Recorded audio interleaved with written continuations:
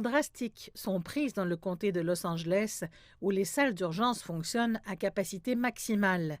Les premiers intervenants ont reçu l'ordre de ne pas amener les patients à l'hôpital si leurs chances de survie sont faibles. Cette mesure fait suite à des informations selon lesquelles certains patients souffrant de pression sanguine et de niveau d'oxygène faible ont dû patienter jusqu'à 9 heures dans des salles d'attente avant de pouvoir être admis.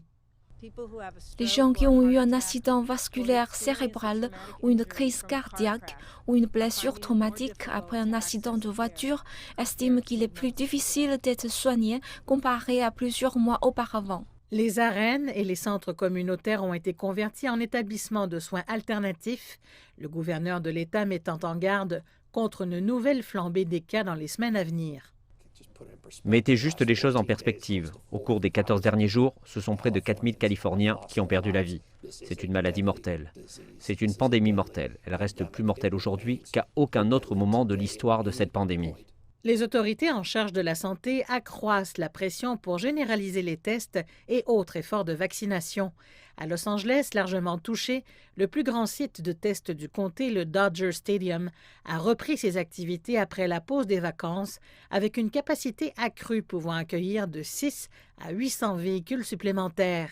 Dans le même temps, les vaccinations ont été étendues pour inclure les premiers intervenants.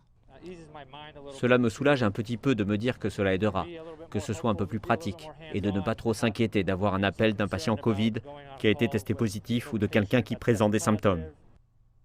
Le gouvernement fédéral américain a distribué plus de 15 millions de vaccins à travers le pays, mais seulement 4,5 millions de doses ont été administrées jusqu'à lundi, incitant certains États à envisager des subventions pour que certains groupes se fassent vacciner, tandis que New York envisage des amendes pour les hôpitaux à la traîne. Tout fournisseur qui n'utilise pas le vaccin pourrait se voir infliger une amende pouvant aller jusqu'à 100 000 $. Ils doivent utiliser l'allocation dans les 7 jours. Sinon, ils peuvent être retirés de la distribution future. C'est une course contre la montre afin de vacciner le plus possible de personnes en un temps record. Mais les choses ne commencent pas au mieux en cette nouvelle année et si la tendance se poursuit, nous devrions voir une crise plus profonde pour toutes les installations médicales déjà à un point de rupture.